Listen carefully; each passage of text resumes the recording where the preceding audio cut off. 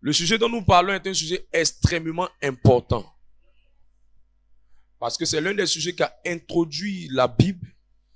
C'est l'un des sujets qui a introduit l'Ancien Testament en Genèse. Et c'est l'un des sujets qui a introduit le Nouveau Testament en Matthieu. Lorsque Jésus est arrivé, il est arrivé dans une famille. Lorsque Dieu voulait aussi bénir les hommes, il a béni un couple. Cela nous révèle combien de fois le mariage est d'une importance capitale. Être marié est une très bonne chose. Et la Bible dit que Dieu les bénit. Lorsqu'ils étaient ensemble, le mot est utilisé, c'est les bénis. Donc le mariage nous introduit dans la bénédiction. Alors quelqu'un qui n'est pas marié n'a pas encore commencé son école de bénédiction. Il est encore hors même de l'école même. Alors je prie que Dieu accorde la grâce du mariage à quelqu'un ici. La deuxième chose que je veux que tu apprécies, c'est que il est très important de se marier jeune. Parce que le temps dans lequel nous allons, la mort ne dit pas le jour qu'elle vient. Le temps dans lequel nous sommes, la mort ne bip pas quelqu'un pour lui dire « j'arrive ». Plus vite vous vous mariez, plus vite vous profitez de l'existence que Dieu vous a donnée. Pourquoi est-ce qu'il est très important de se marier jeune? C'est que tu peux savourer les délices de ta merveilleuse épouse et ton merveilleux époux. Tu pourras profiter de tout ce que Dieu a mis sur lui, en chair, en os et en esprit. Tu auras un corps qui est encore moelleux. Tu auras une joue qui est encore douce. Alors que lorsque vous êtes extrêmement vieux, il y a beaucoup d'avantages que vous n'aurez pas.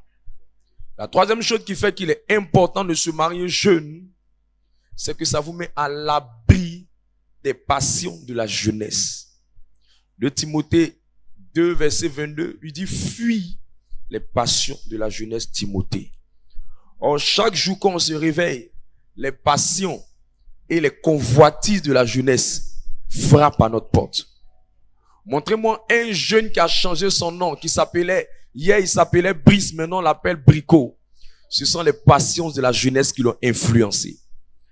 Montrez-moi une jeune fille qui s'appelait Ange, qui est devenue Angela, la doubleuse. Ce sont les passions de la jeunesse qui l'ont influencé. Montrez-moi une jeune fille qui avait un corps bien et qui a commencé à tatouer ce corps. Ce sont les passions de la jeunesse qui l'ont influencé. Montrez-moi quelqu'un qui a commencé à s'habiller de façon indécente. Ce sont les passions de la jeunesse qui l'ont influencé. C'est pourquoi, plus jeune vous vous mariez, vous aurez le temps de porter vos sexy dans vos foyers. Vous allez vivre cette passion au sein de votre foyer. Vous allez vivre cette passion au sein de votre couple. Le dernier bikini que tu n'as pas pu porter, tu le porteras dans la cuisine avec ton mari.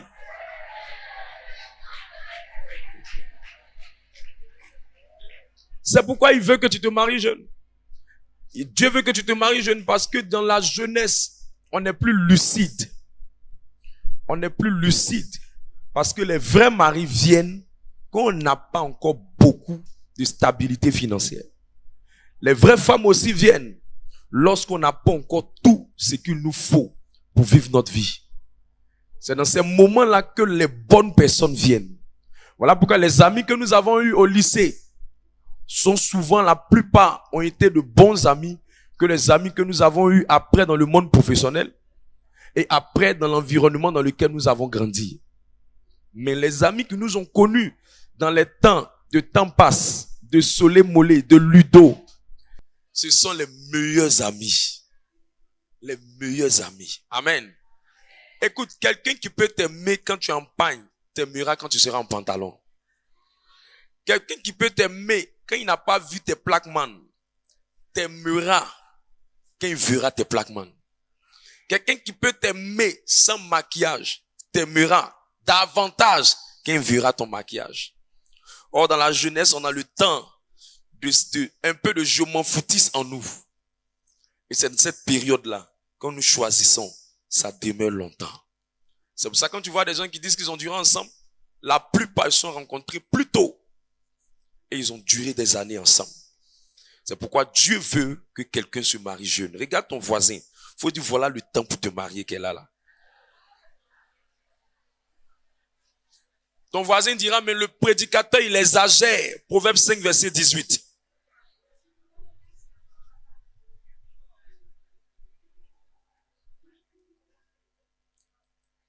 Tous ceux qui commencent à avoir beaucoup d'argent ont du mal à choisir les bonnes femmes.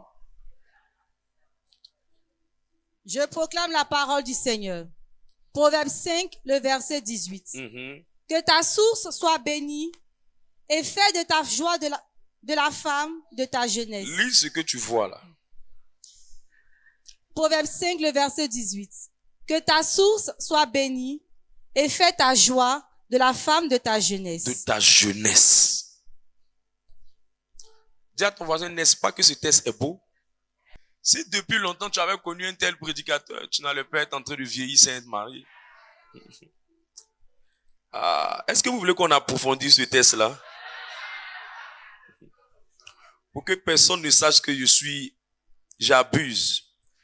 Proverbe le chapitre 5, prends le verset 16, le verset 15 et le verset 16. Proverbe 5, le verset 15. Bois les eaux de ta citerne. Bois les eaux de ta citerne. Ton voisin te demande, il s'agit de quelle eau? Continue. Les eaux qui sortent de ton puits. Les eaux qui sortent de ton puits. Il dit, c'est quel puits, oh? Tes sources doivent-elles se répandre au dehors? On va où encore?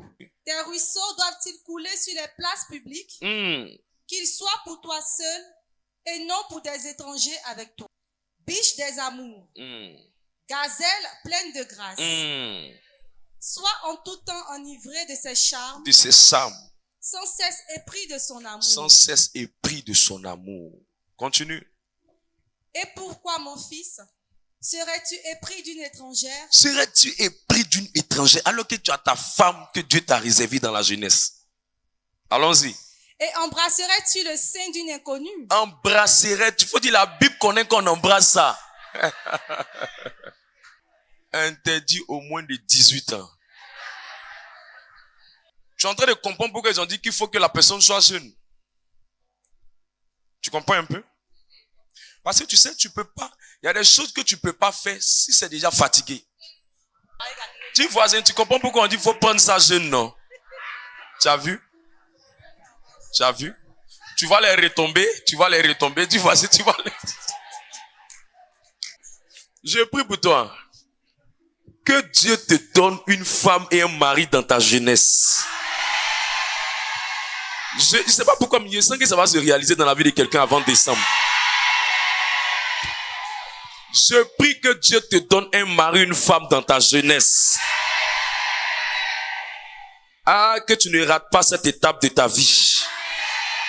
Que tu ne passes pas à côté de cette opportunité. Au nom de... Quoi qu'on dise, pour pouvoir rentrer dans ces réalités, il faut être quelqu'un de très sage. Le mariage a beaucoup d'avantages, mais ce sont les sages qui se marient. Le mariage a beaucoup d'avantages, mais ce sont les personnes sages qui sont assez matures pour gérer un foyer. Donc on va prêcher toutes ces choses, mais si tu n'es pas assez sage, tu ne pourras pas rentrer dans ces réalités. Amen. Excuse-moi, mais je veux dire à ton voisin, c'est ta naïveté qui t'a maintenu célibataire.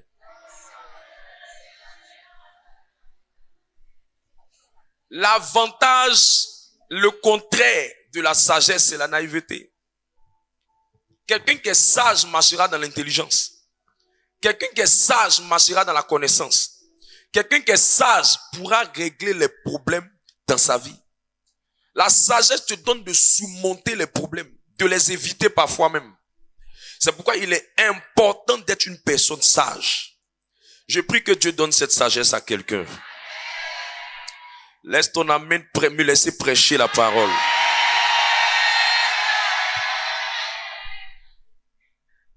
Alors je vais mettre tout le monde à jour. La première sagesse pour pouvoir être heureux et avoir un mariage qui dure. Tout ce que je prêche, tu peux dire, ah, il y a exception. Mais je te dis qu'il ne suis pas en train de prêcher comment rentrer dans un mariage. Je suis en train de prêcher comment avoir un mariage heureux et durable. Sinon, ta femme peut te donner un mari. Mais est-ce que ça a duré? Sinon, tu peux me dire que tu n'as pas besoin de te marier jeune. Mais est-ce que ça va durer aussi? C'est ça la question. Le problème, c'est pas ce que je prêche. Le problème, c'est dans quel contexte je prêche. Je vais enlever le raisonnement satanique qui va vouloir contredire la vérité et la profondeur de ce message. La première sagesse, c'est la connaissance. La première sagesse, c'est la connaissance. Il faut se connaître soi-même. Il faut connaître Christ. Il faut connaître sa destinée. Il faut connaître le monde dans lequel on se trouve. Il faut connaître le domaine du mariage. C'est quoi? On ne prend pas médicaments sans connaître combien de fois il faut prendre le matin, combien il faut prendre le soir. C'est pour ça, chaque fois qu'on prend un médicament, on doit toujours connaître, avoir la notice, avoir aussi l'ordonnance qui va avec ça et les prescriptions qui vont avec le médicament. On ne rentre pas dans le mariage sans connaître la notice du mariage. Faut pas être naïf. Le monde dans lequel on est, on ne donne pas son cœur à tout le monde. C'est quand tu es naïf que tu penses que tout est Roméo et Juliette. C'est parce que tu ne connais pas le monde dans lequel on est. Si tu es naïf, tu vas voir que le monde dans lequel on est, il y a des garçons qui peuvent te dire je t'aime aujourd'hui, demain, et puis casse ton cou. Si tu es naïf, tu vas pas savoir que le monde dans lequel on vit, il y a des vendeurs d'illusions. Si tu es naïf, tu seras épaté par quelqu'un qui te dira, tu es la meilleure des femmes que j'ai rencontrées sur la terre. Mais si tu n'es pas naïf, tu vas te rendre compte que ce sont tes paroles. Mais c'est la concrétisation des paroles qui justifie l'amour qu'il a pour toi. Si tu es naïf, tu vas pas comprendre que quand on aime, on donne son cœur un peu en fonction de là où on nous envoie. Mais quand tu es sage, tu comprends beaucoup de choses.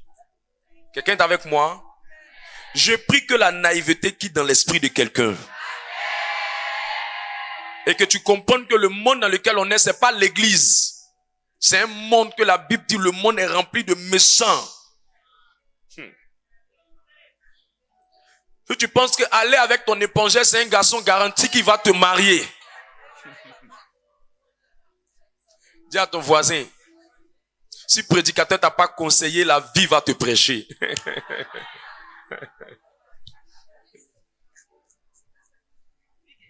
Non, si je vais là-bas, je vais maintenir, j'ai géré la situation. Vas-y. Tu as l'île là-bas. À cause de ça, tu allais acheter écumoire, casserole pour aller t'asseoir. Bonne arrivée. Tu crois que foyer, c'est avoir lit et avoir les assiettes. Tu crois que c'est ça le foyer? Va bien te renseigner auprès de tes parents.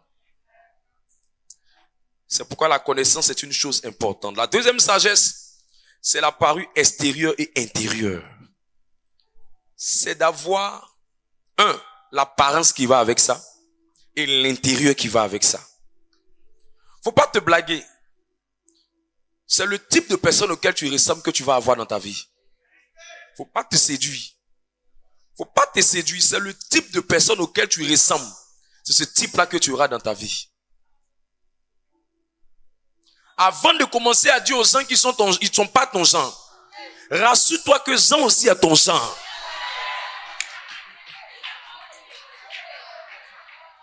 Avant de dire, moi, quand tu me vois, je ne suis pas le genre, je n'ai pas mon genre. Il faut te rassurer que aussi tu es le genre de la personne que tu veux.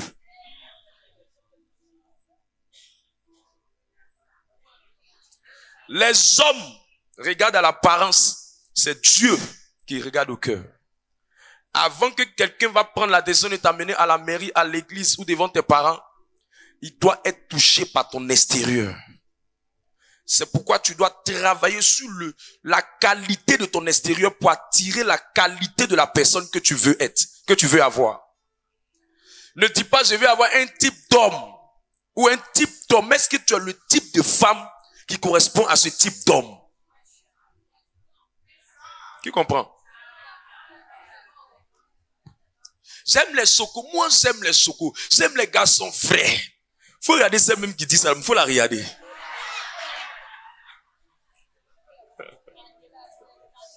C'est bizarre, hein? Les gens, ils sont exigeants envers les autres, mais ils ne sont pas exigeants envers eux-mêmes. Que Dieu t'aide. Il ne faut pas qu'on te blague. Je prie que tu travailles ton extérieur et tu bâtisses ton intérieur. Tu travailles ton apparence et que tu bâtisses ton intérieur, ton caractère, ton comportement. L'extérieur attire, le comportement garde. L'extérieur attire, le comportement maintient et retient. Est-ce qu'on est ensemble? La troisième sagesse, c'est le choix du conjoint ou la volonté de Dieu dans le mariage.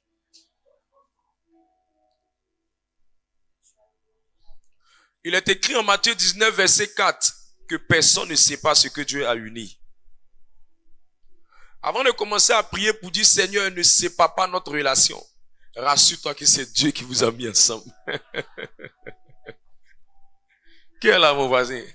On est que tu n'aimes pas ma vérité de ce soir là. Je suis fâché, je ne vais plus à l'église parce que j'ai confié ma relation au Seigneur. J'ai confié ma relation au Seigneur. Et puis Dieu a fait qu'il a cassé mon cou. Moi maintenant, là, je ne vais plus au sanctuaire. Tu penses que tu ne vas pas, les gens vont pas partir là-bas. Écoute, avant de te plaindre que la relation a été brisée, rassure-toi que c'est Dieu qui t'a envoyé là-bas. Rassure-toi que c'est la volonté de Dieu que vous soyez ensemble. Rassure-toi que c'est Dieu qui vous a unis. Parce que c'est ce que Dieu a uni que personne ne peut briser. Mais ce que Dieu n'a pas uni, sorcier mange ça avec biscuit et une bonne bouteille de coca. Oui. Et toi, tu ressors de ça avec un vrai gourmet. La quatrième sagesse, c'est l'amitié. L'amitié. Le mariage ne commence pas par les bisous. Le mariage ne commence pas par viens habiter chez moi. Le mariage commence par apprendre à se connaître. Et la période où on apprend à se connaître, c'est la période de l'amitié. C'est dans cette période que tu prends à connaître la personne avec qui tu es. On ne brise pas le mariage. On ne brise pas l'union conjugale entre l'homme et la femme. Mais on peut briser l'amitié lorsqu'on sent que on ne se sent plus à l'aise avec la personne pour avancer. Qui comprend? Voilà. C'est pendant la période d'amitié que tu dois connaître qui est en face de toi. C'est pendant la période d'amitié que tu dois savoir est-ce que tu te sens bien avec lui ou avec elle. C'est dans la période d'amitié que tu dois te rassurer que vous êtes complices. Vous avez la même vision. Vous avez la même mentalité. Amos 3:3 dit, 2 personnes peuvent-ils marcher ensemble sans être convenus. Donc c'est dans l'amitié que vous trouvez votre point de convenance. C'est pendant la période d'amitié que vous prenez le temps de vous observer. Ne prends pas enfant de quelqu'un pour habiter avec elle dans l'espérance que tu vas la marier. Et tu lui dis, j'étais en train de t'étudier. Après avoir fini de coucher avec elle, faire sortir ses vergetures. Tu lui dis que tu étais en train de l'étudier. Tu es un djihadiste, un malhonnête. C'est dans la période d'amitié que tu vas cesser à savoir, est-ce que c'est l'amour ou est-ce que c'est l'attirance? C'est la période d'amitié que tu vas faire la différence entre la convoitise et l'amour. C'est la période d'amitié que tu vas te rassurer que tu aimes profondément la personne. C'est dans la période d'amitié que tu vas prendre la peine de regarder. Est-ce que le caractère là, je peux supporter ça? Ah, j'entends quelqu'un dire, si on m'avait dit ça, En 2012, fraîchement en train de me précipiter pour dire j'ai commencé le ministère. Je vois une sœur qui revient sur la paroisse Ma Vie, elle me rencontre et la sœur en larmes. Et je lui demande pourquoi tu es en larmes. Elle avec un frère avec qui ils ont passé pratiquement près de 8 ans, ils sont mariés légalement. Ils viennent fraîchement de sortir, ils sont dans un ministère. Et ils sont en train de sortir du ministère parce que son conjoint ne vient plus dans le ministère. Je lui demande même pourquoi est-ce qu'il a arrêté de venir dans le ministère? Elle me donne un peu le rôle qu'il jouait dans le ministère et elle m'informe que où elle est là, la seule chose qu'elle veut, parce qu'elle peut pas divorcer, elle essaie de voir les gens autour. Aucun prêtre ne trouve un moyen de l'aider à faire la procédure de divorce. Elle décide de tuer son homme. Fraîchement, il venait à peine de commencer. Bien même. Bien. Afin de prêcher. Elle dit, quand il a regardé le problème était balèze sur ma tête. Comme moi, ici célibataire. Il y a un problème que tu veux me présenter. Et elle avait mal. Elle dit, je veux le tuer. Parce que je ne supporte plus. On a galéré ensemble. Je me suis battu. Je suis allé vendre au marché pour lui. J'ai parcouru les rues, lavé ses habits, me débrouiller. Il est rentré dans une grande société de communication. Il a commencé à avoir un autre comportement envers moi. Homme de Dieu, la seule chose que je veux qu'il meure.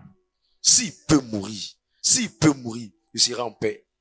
Que sa bague est devenue dans sa main comme un fagot. Sa bague est devenue dans sa main comme un poids. Son alliance est devenue difficile pour elle à porter, qu'elle ne peut plus supporter. Je lui ai demandé, est-ce que tu as pris la peine de le connaître? Elle n'avait pas les mots. La blessure était profonde dans son âme.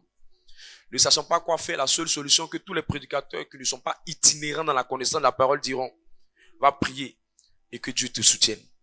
Je lui ai dit, va prier.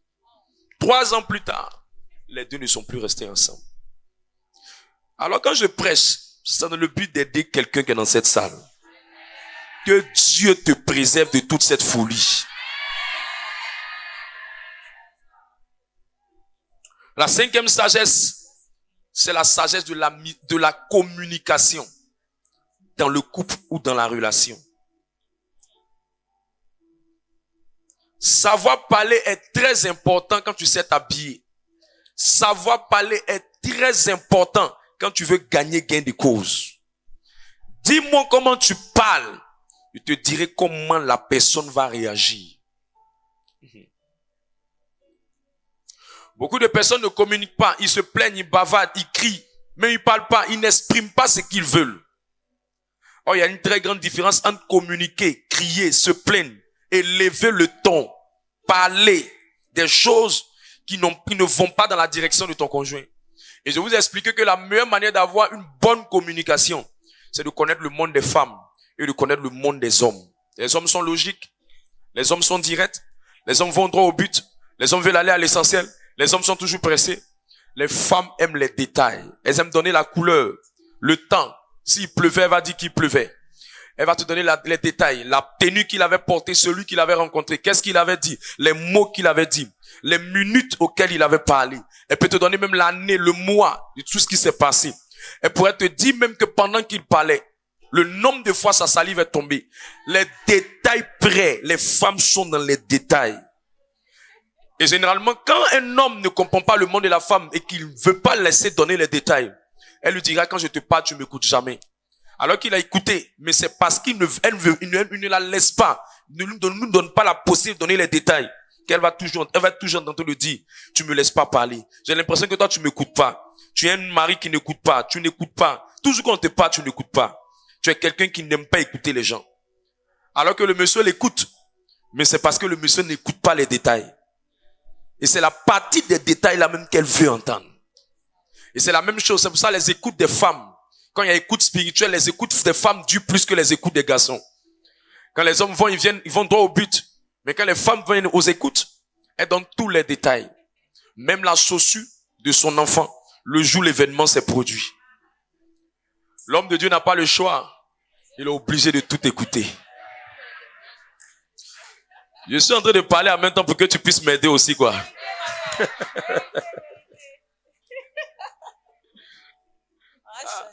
Que Dieu t'aide.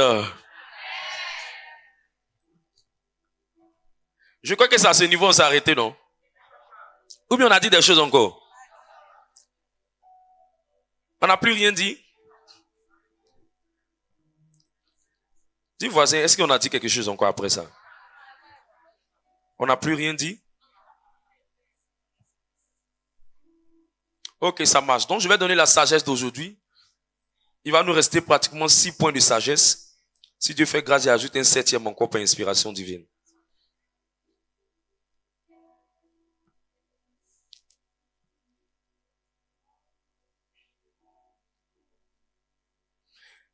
Éphésiens, le chapitre 5, verset 23 à 25. Éphésiens, le chapitre 5, verset 23 à 25.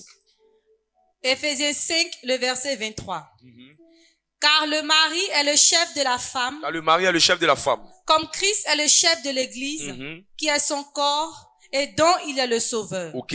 Or, de même que l'église est soumise à Christ, les femmes aussi doivent l'être à leur mari en toutes choses. Ok, verset 25. Marie, aimez vos femmes. Marie, aimez vos femmes. Comme Christ a aimé l'église et s'est livré lui-même pour elle. Parole du Seigneur notre Dieu. Écoutez, l'un des points de sagesse très fondamental pour avoir un foyer épanoui, heureux, durable, c'est aimer, aimer et aimer et aimer et aimer la personne avec qui vous êtes. Aimer la personne. La Bible dit que Dieu a tant aimé le monde. Vous devez vous rassurer quand vous êtes en d'aimer la personne. Vous devez vous rassurer quand vous êtes dans le foyer d'aimer la personne. Vous devez vous rassurer quand vous marchez avec quelqu'un que vous l'aimez profondément. Vous devez vous rassurer quand vous êtes dans une relation que vous aimez la personne. Je n'ai pas dit d'aimer la personne. Je dis aimer profondément la personne. Alors regarde ton voisin, demande-lui, est-ce que tu aimes la personne avec qui tu es?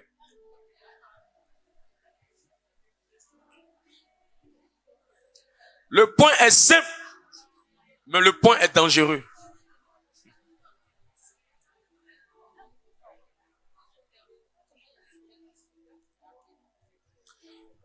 Vous savez, si vous n'aimez pas profondément avec le temps, vous allez laisser la personne.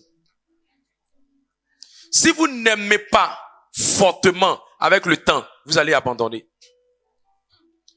Je me rappelle, je volais dans le ministère, on était dans les années 2016. Et dans les années 2016, par la magie des choses, ils ont voulu m'imposer une personne avec qui je devais être. La première chose qui est venue, c'est que la personne dit qu'elle a reçu une révélation que c'est moi qui devais être son mari. La deuxième, c'est que son association de prieurs et de prieuses, son association dit aussi que c'est moi aussi qui devais être le mari de la personne. Je lui ai dit que le Dieu qui vous a dit, mette l'amour dans mon cœur. Parce que le jour où je serai avec la personne, je ne serai pas avec vous. Je serai seul dans la chambre, avec un visage que je n'aime pas. Et vous serez seul dans vos chambres, avec des visages que vous aimez. Et c'est moi qui serai le prédicateur le plus malheureux. Et vous serez les fidèles les plus joyeux. Épargnez-moi de cette bêtise. Et priez pour que le Dieu qui a dit là, mette l'amour dans mon cœur. L'amour n'est pas entré dans mon cœur. Et l'amour n'arrivait pas à entrer dans mon cœur. Même quand je me concentrais. Vous savez, je me concentre. Je me concentre. L'amour là ne vient pas. Je peux vous dire quelque chose. Ne vous mariez jamais par prophétie. Commencez à vous marier quand vous aimez la personne. Tous les hommes de Dieu qui sont mariés par prophétie ont divorcé sans prophétie. Toutes les femmes qui sont mariées par prophétie ont détruit leur foyer sans prophétie. Ne jouez jamais que la personne qui vous a dit, lui là c'est ton mari. La personne là doit prier pour que l'amour rentre dans le cœur. Dieu dit, je lui ferai une aide. Quand Dieu dit c'est ça, Dieu met l'amour dans le cœur. Quand Dieu dit c'est ça, Dieu éveille l'amour dans le cœur. Si l'amour ne naît pas, frère, le mariage ne peut pas avancer. C'est ce qui fait que beaucoup de gens sont dans un mariage, mais ils sont malheureux parce qu'ils n'aiment pas la personne. D'autres se sont mis avec des gens par pitié. Comme il a insisté, comme elle a insisté, comme elle m'a supplié, alors je n'avais pas le choix, j'ai accepté. Ça va te rattraper avec le temps. Ça va te rattraper avec le temps. Il y a 3 niveaux d'amour qui sont développés dans l'amour que Dieu a dit en Éphésiens 5, 25. Le premier niveau d'amour, c'est ce qu'on appelle l'amour éros. C'est l'amour charnel. Faut aimer la chair de la personne.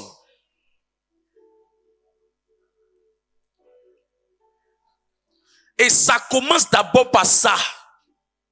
Éros, c'est l'amour de la chair. Tu aimes sa tête, tu aimes ses yeux, tu aimes quelque chose de physique sur la personne. Ne dis pas à la personne, comme Dieu m'a dit, alors je t'aime. C'est quoi ça là? Comme je ne sais pas pourquoi, mais je sens que je dois t'aimer. Quoi? Tu as laissé la personne. Et les chrétiens divorcent parce que on ne leur dit pas ce genre de choses. Faut aimer. Parce qu'avec le temps, la personne va pas être comme tu penses qu'elle est. Elle va grossir. C'est parce que tu l'aimes profondément que malgré qu'elle grossit, tu continues de l'aimer. Ou si la personne ne grossit pas, elle ne gardera pas la forme que tu as vue là seulement. Mais c'est parce que tu l'aimes profondément que malgré le changement, tu vas continuer de l'aimer. C'est pourquoi dans le même amour, il y a un deuxième type d'amour qu'on appelle l'amour agapé ou l'amour agapao. Quelqu'un est avec moi? L'amour agapao, c'est l'amour qui te fait aimer les valeurs de la personne. Donc tu l'aimes charnellement et puis tu commences à l'aimer avec ses valeurs. Il a une manière d'être là qui me plaît. On te demande la manière là, tu peux pas bien expliquer. Mais c'est une valeur qu'on ne peut pas quantifier. C'est quelque chose qu'on ne peut pas expliquer. C'est quelque chose qui est sur la vie de cette personne qui te plaît. Sa manière de faire, sa manière d'être, sa manière de parler, sa manière d'agir ou de réagir. C'est ça qui te plaît. C'est un amour agapao. C'est cet amour-là que Dieu a pour nous. C'est un amour on appelle ça l'amour sans condition. Tu sais pas pourquoi, mais tu aimes la personne. Quand lui là, il n'est pas là, et que tu aimes seulement charnellement la personne, le jour la personne va changer de forme. Si agapao n'est pas là, c'est fini, tu vas laisser la personne. Parce que l'amour sans condition, c'est l'amour là qui te fait dire, je ne sais pas pourquoi, mais il me plaît.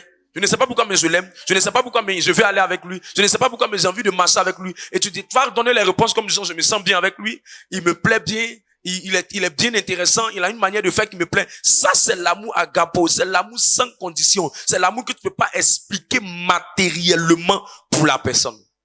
Qui est avec moi? C'est tout ça là. Et le troisième amour qui doit être dedans, c'est l'amour philéo. C'est l'amour philéo, c'est quoi? C'est l'amour fraternel. Tu veux son bonheur. Tu veux son bien-être. Tu l'aimes maintenant comme un frère. Tu aimes son amitié. Tu aimes sa compagnie. Tu l'aimes fraternellement. Voilà. Et c'est les trois là qui doivent aller ensemble.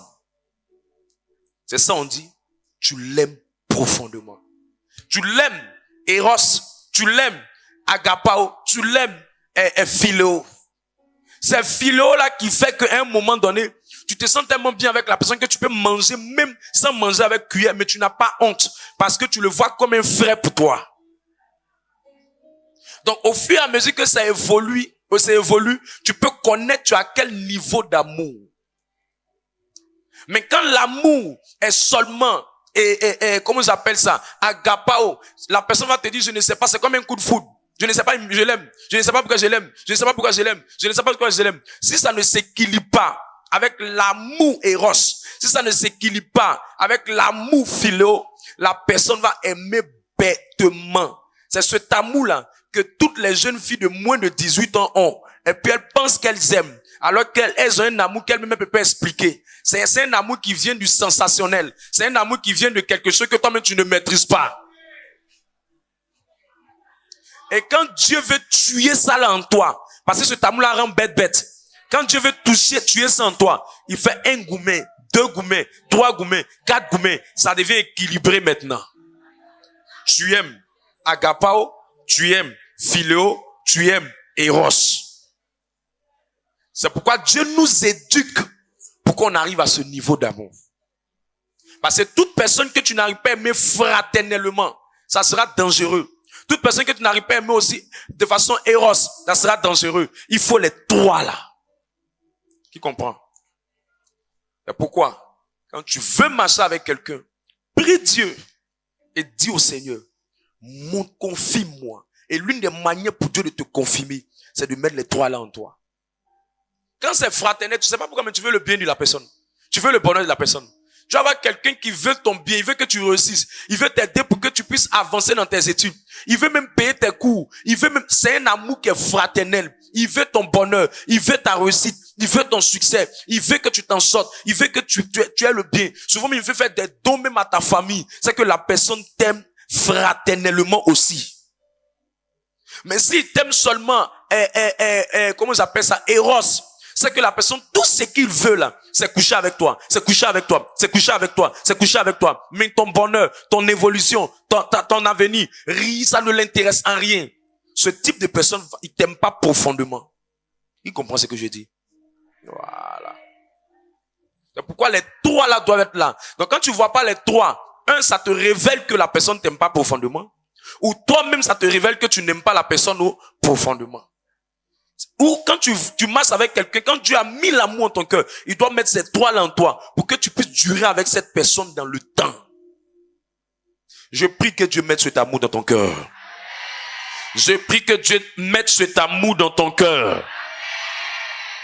Cet amour-là, c'est ce type d'amour qui fait que les gens se sacrifient. C'est ce type d'amour qui fait que les gens aiment, malgré les défauts. C'est ce type d'amour qui font que les gens peuvent aller jusqu'au bout dans ce qu'ils font. Je prie que Dieu t'accorde cette grâce. 7e point de sagesse. Cessez de comparer la personne ou l'époux ou votre épouse à une autre personne. 1 Corinthiens 10, 12. Si tu compares ton époux à une autre personne, tu vas détruire ta relation ou ton foyer. Prends 2 Corinthiens. 2 Corinthiens 10, le verset 12. Nous n'osons pas nous égaler ou nous comparer à quelques-uns de ceux qui se recommandent eux-mêmes. Arrête-toi là. Vous savez pourquoi Dieu ne veut pas qu'on puisse se comparer? Parce qu'on est différents. Tu peux pas vouloir que ton couple ou ta relation soit comme pour ta voisine. Non. On est différents. On est tous différents. Chacun a sa particularité. Faut accepter la particularité de l'autre. Faut tirer les bonnes leçons de l'autre. Mais faut pas vouloir que ton couple ou ta relation soit pareil que l'autre. Voilà ce qui tue les amitiés de femmes. Et ça crée la sorcellerie souvent. Faut tirer des leçons sur les bonnes choses de l'autre couple ou de l'autre conjoint. Mais faut pas venir dire à l'autre, tu vois ton ami Bertrand, tu vois ce qu'il lui fait à sa femme, quand il masse les deux, il s'attrape. Et si tu sais si Bertrand et puis l'autre, on est dans la même famille? Non. Tu peux dire, tirons cette leçon. Tu peux dire, tirons ce comportement, mais ne fais pas de comparaison. Lorsque vous commencez à comparer, vous mettez la pression sur votre conjoint. Lorsque vous commencez à comparer, vous commencez à mettre la personne sur, il n'est plus en paix, il n'est plus à l'aise, il n'est plus tranquille, il est paniqué. Parce qu'il s'est dit, on veut qu'il soit d'une certaine manière. Souvent, ça crée des petites jalousies dans le cœur de la femme. Si elle a vu que tu l'as comparé à une autre fille, si elle était noire et que l'autre fille auquel tu l'as comparé est claire, elle peut décider de changer de teint. Tu sais de quoi je te parle? Parce que ça crée un complexe dans la personne. Lorsque vous comparez votre couple ou votre conjoint à quelqu'un, arrivé à ce moment, vous diminuez votre homme. Vous diminuez votre femme. Vous diminuez votre conjoint. Tu vois ce que le mari de ma copine a fait pour elle? Quand lui aussi va te dire, tu vois ce que tu vas te dire quoi? Tu vois ce que le mari de ma copine a fait pour elle? Lui aussi va dire, tu vois ce que la femme de mon ami a fait pour lui. Voilà, parlable.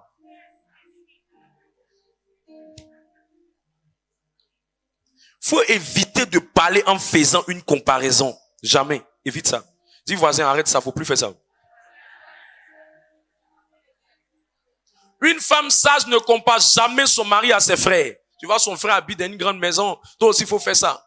Il y a des maris qui sont allés s'endetter. Finalement, la femme là, elle a mis son mari dans problème. Il voulait habiter villa. Alors que lui, c'est un pharmacien qui vient en peine de commencer. Le mari de l'autre, lui, travaille aux impôts. Et le monsieur lui dit, c'est une histoire réelle. Le monsieur, la femme dit, regarde, elle, son mari, ils sont à Cocody, ils habitent dans tel quartier, c'était à Yopougon. Le monsieur a décidé de faire plaisir à sa femme, ils sont venus habiter à Cocody. Au Dieu, ils sont en train de parler là. Ils sont retenus dans la cour familiale.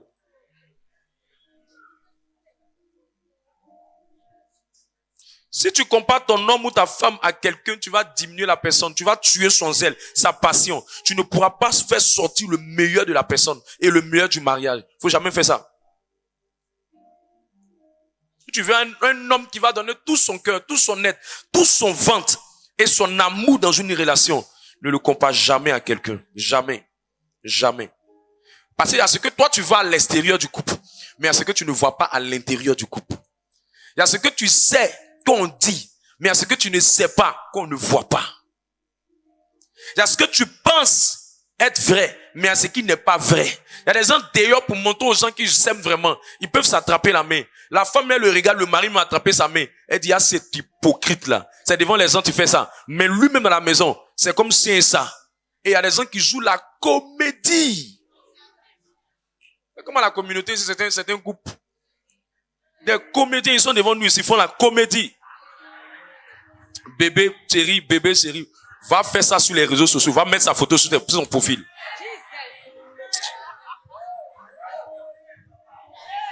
Ne fais jamais ça, ça détruit les foyers.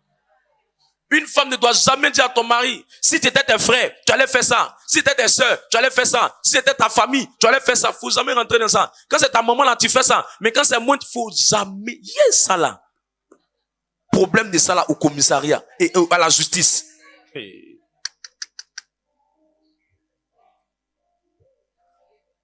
Tu peux changer la manière. Chérie, je sais que tu m'honores quand tu vas donner à ta maman. Ça me plaît bien, mais ça montre que je suis une très bonne femme. Mais essaie de voir sur mon côté aussi. C'est fini. C'est fini. C'est fini.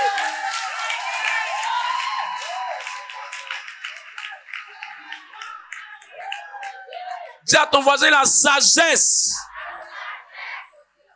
Mais tu n'as pas venu, non. Quand c'est ta maman, dès qu'elle t'appelle net, du coup tu vas. C'est sa maman, hein?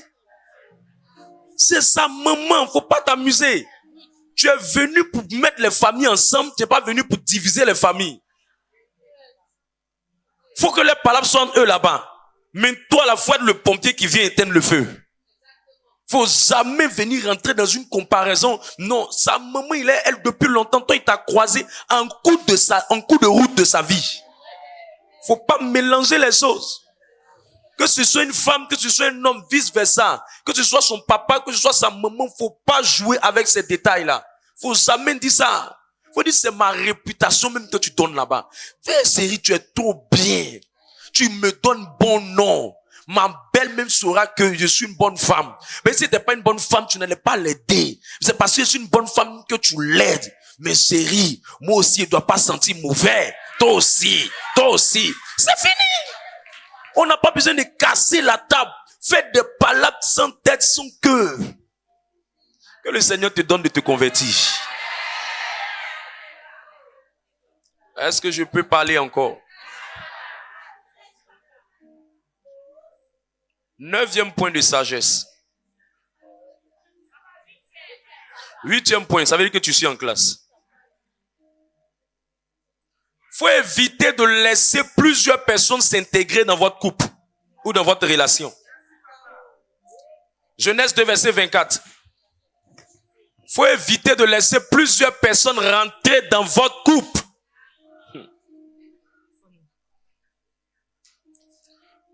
Genèse 2, le verset 24. C'est pourquoi l'homme quittera son père et sa mère et s'attachera à sa femme et ils deviendront une seule chair. Les deux, il dit l'homme quittera son père et sa mère. Ceux qui vont vivre dans la maison de leurs beaux-parents là. Ça va vous créer des problèmes. Ceux qui s'en vont vivre dans la maison de leurs beaux-parents, ça va vous créer des problèmes. Parce qu'ils auront un regard sur ce que vous faites. Vous savez, chaque couple a sa manière de s'amuser. Et une maman qui protège son enfant peut mal interpréter votre amusement. Moi, j'ai vu des couples, les deux sont en train de rire. Mais leur manière de rire, ça ressemble comme si tu vois, tu ne connais pas leur affaire, tu vas avoir l'impression que c'est pas là, ils sont en train de rire. Mais ils sont en train de jouer. Y'a-moi le fou là, y'a-moi le fou là, y'a-moi le fou là, y'a-moi le fou là. Toi, tu penses qu'en fait, c'est un palabre. C'est leur manière de se taquiner, c'est leur manière de rire, c'est leur manière de faire ça. Mais quand des gens ne connaissent pas leur historique, leur histoire, leur manière, ils vont vouloir prendre cette affaire-là, charger. Regarde comment elle te parle. Regarde ce qu'il dit. Alors que c'est leur manière à eux de plaisanter. Et ce qui fait que les gens interprètent mal, ce sont les ondits, les akoto yao, les gens d'à côté là, les célibataires, les sorciers là.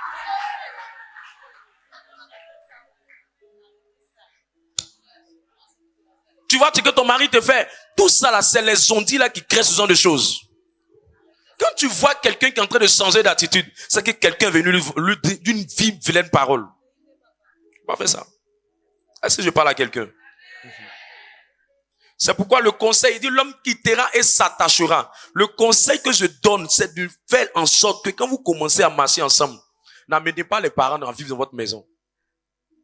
Les gens qui s'en vont prendre leurs frères, qui s'en vont prendre leur famille pour venir vivre avec eux là. Tous ceux qui ont fait ça, ça n'a jamais marché. Les gens qui s'en vont prendre leur maman pour venir rester dans leur maison, sous prétexte que eux, ils sont Mère Teresa, ils veulent aider la personne. Alors que vous venez à peine de commencer. Comment le monsieur se mettra en chocoto? Explique-moi. Tu allais prendre ta soeur pour venir rester à lui. Tu allais prendre ta cousine pour venir rester dans la maison. Tu ne sais pas que quand on en vient fraîchement de se marier, c'est les petits jeux des hommes comme ça là qui créent les tentations et puis ça ouvre les portes à quelque chose. C'est quand elle voit son mari en chocoto. C'est quand il peut se mettre à l'aise dans sa serviette. C'est quand il peut s'exprimer dans la maison. C'est quand il peut faire ça là. Que c'est bon. C'est pas tous les rapports qui sont préparés et prémédités. Mais lorsque vous allez avoir des gens qui vont rentrer, vous serez étouffés. Vous serez étouffés. Lorsque vous venez fraîchement de vous marier, évitez d'amener les membres de vos familles vivre avec vous. Évitez ça. C'est le temps de bien profiter de votre amour. Attendez d'abord, après vous allez faire venir les gens. Profitez bien. Écoutez, à un moment donné, les 4 nuits vont vous ennuyer. Vous devez sortir, vous devez changer d'air. À un moment donné, tu seras fatigué de voir ta femme attachée toujours pas. À un moment, il va falloir que tu mettes ta femme à l'aise, ton mari à l'aise. Mais s'il y a des étrangers, vous allez faire ça comment?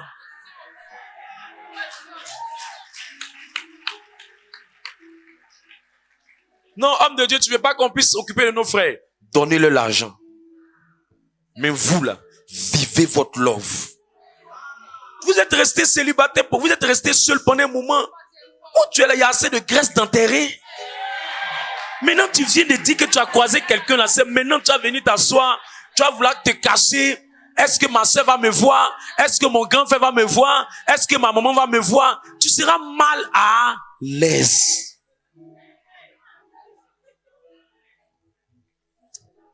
Et surtout quand vous êtes quand les deux sont occupés, les gens vont faire des choses dans votre maison. À ce moment, vous ne vous maîtrisez pas encore, vous ne maîtrisez pas les choses. Il y aura de mauvaises interprétations.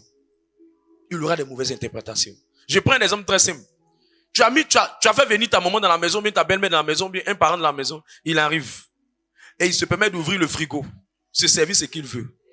Si l'un des conjoints vient lui dire, attends, mais tu ouvres le frigo, tu prends des choses dedans. Ça, on a prévu ça manger tel jour. Lui dit, il avait faim. Vous gérez ça comment? Peut-être que tu as répondu d'une certaine manière. L'autre va pas comprendre que vous avez fait votre calcul. Et voilà histoire. Tu n'aimes pas ma famille. Tu n'aimes pas ma famille. Si famille là m'était loin là, est-ce que tout ça allait arriver? Je prie que Dieu préserve quelqu'un de toutes ces choses. 9e point de sagesse. Pardonnez beaucoup. pardonnez beaucoup. Pardonnez beaucoup. Dis ça à ta voisine d'à côté. Dis ça à ta voisine de derrière.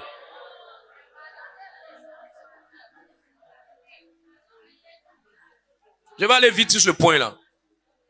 Quand on dit qu'on pardonne beaucoup, ça veut dire quoi? Faut éviter de revenir sur des problèmes qui ont été déjà réglés. Faut éviter de revenir sur des problèmes qui ont été déjà réglés. Sinon, ça va réveiller les blessures. Tant que tu n'as pas oublié les choses qui sont derrière, Dieu ne peut pas apporter de nouvelles choses devant. Il faut éviter de rappeler à l'autre ce qui t'a fait de mal. Si tu as vu qu'il t'a sincèrement demandé pardon, ça ne vaut pas la peine de le culpabiliser, de le torturer. Chaque fois que tu es en colère, tu as revenu sur des choses de 1900, 2001, 2005, 2015, 2018. Mais on va avancer quand?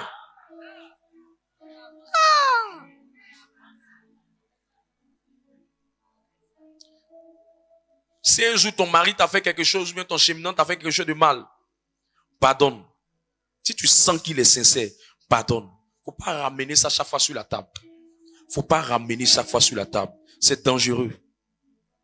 Si ta femme aussi a mal agi, ou ton cheminant a mal agi, pardonne. Si elle te demande pardon, pardonne. Tu sais, tu dois beaucoup pardonner parce que toi aussi tu vas faire des erreurs. Je ne conseille pas, je ne dis pas que tout ce que les gens vont faire va pas te faire mal. Ça te fera mal. Si ton homme a mal agi et qu'il a fait une erreur sexuelle, je n'ai pas dit que j'encourage une erreur sexuelle, mais s'il arriverait qu'il ait agi d'une certaine manière et qu'il t'aurait trompé et qu'il aurait agi d'une certaine manière envers toi, pardonne. Parce que toi-même, tu peux faire une erreur financière.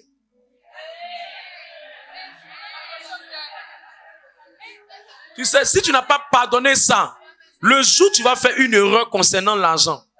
Vous avez vu des femmes, son mari a mis beaucoup d'argent dans sa main pour aller faire un investissement. Et puis elle a dilapidé l'argent.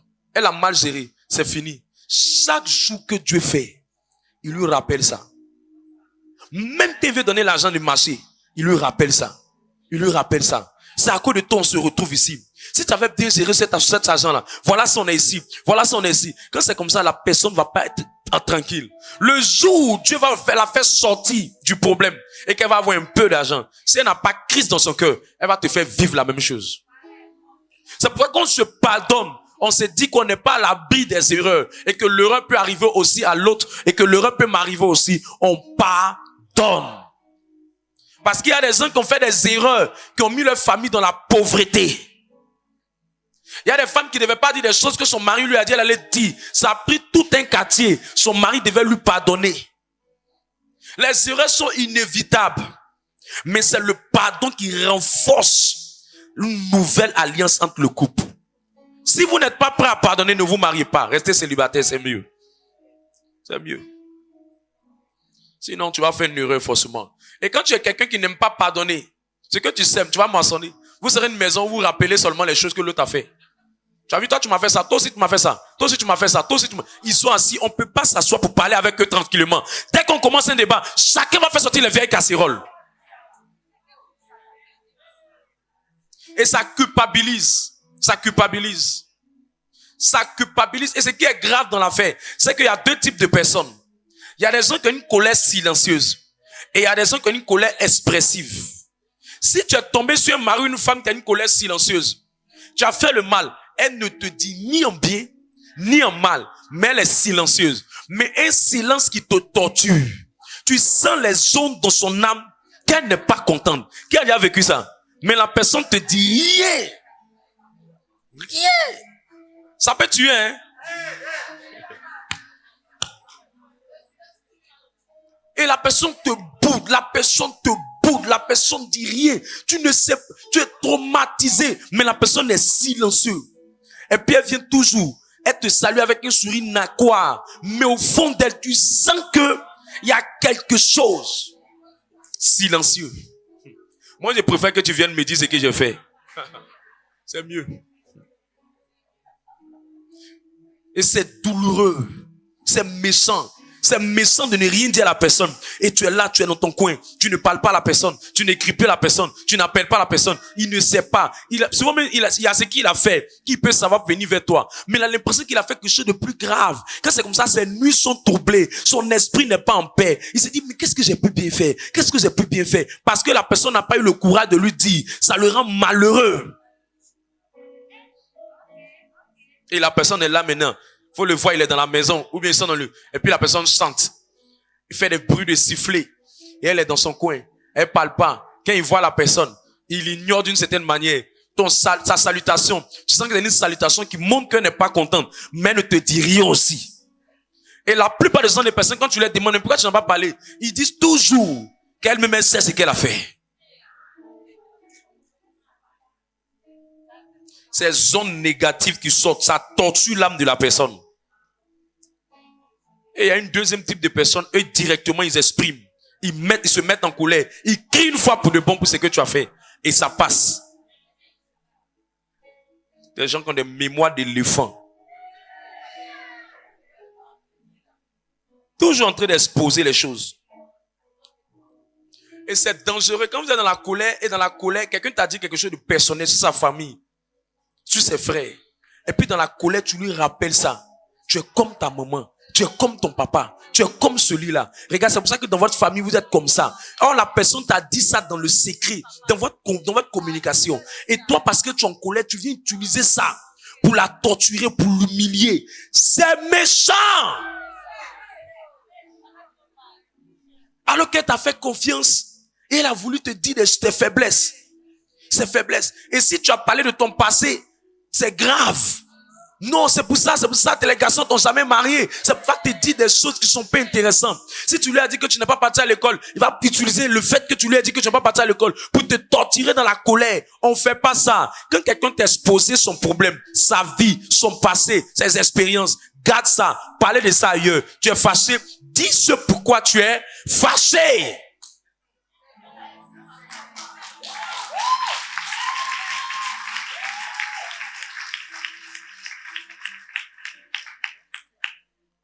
Onzième sagesse. Dixième sagesse. Dixième sagesse. Comment garder? Dixième sagesse. Garder. Dixième sagesse, c'est garder une paix parfaite dans le foyer ou dans la relation. Garder une paix parfaite dans le foyer, dans la relation. Garder une paix parfaite dans le foyer, dans la relation. Comment tu fais pour garder une paix parfaite dans le foyer, dans la relation? Écoute. Si tu veux voir le torture immédiat d'un homme, faut blesser son ego. Écoute, si tu veux voir le vampire d'une femme, faut blesser son ego. Faut blesser son honneur plutôt. Blesse son honneur. Tu vas voir qu'elle va se transformer devant toi. Tu seras étonné de voir que c'est une autre femme. Tu veux voir un homme agressif, faut blesser. Blesse son ego. Piétine son ego. Tu vas voir c'est un autre homme qui va sortir devant toi. La meilleure manière de garder la paix dans son foyer, dans sa maison, dans sa relation. Parce que c'est quelqu'un qui se sent beaucoup en paix avec toi qui va te marier. C'est quelqu'un qui se sent beaucoup en paix avec toi qui va aller loin avec toi dans le mariage. Alors pour faire ça, faut réveiller le roi en la femme et réveiller la reine en la femme, le roi en l'homme et la reine en la femme. Je réponds. Faut réveiller le roi en l'homme et la reine en la femme. Quand un homme se sent honoré, glorifié, respecté, le roi qui est en lui sort. Mais quand un homme se sent chosifié, manipulé, le loup en lui sort et il devient agressif, il devient méchant. Il ne veut même plus te voir et il ne veut même plus te sentir.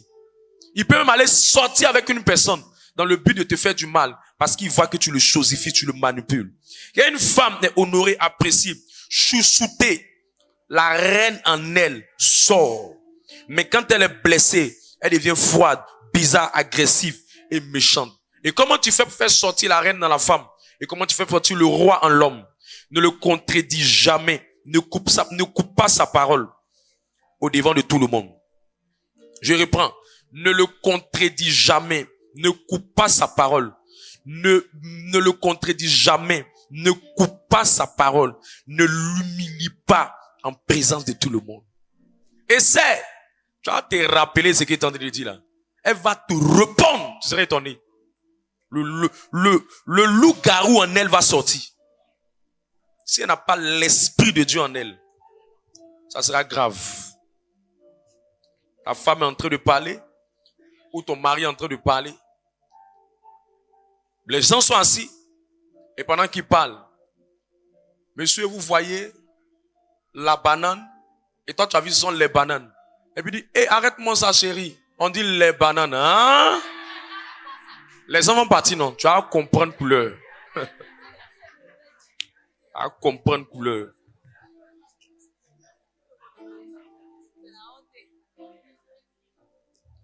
La fille est là, vous marchez ensemble, vous êtes acheminant, tu vois plusieurs personnes.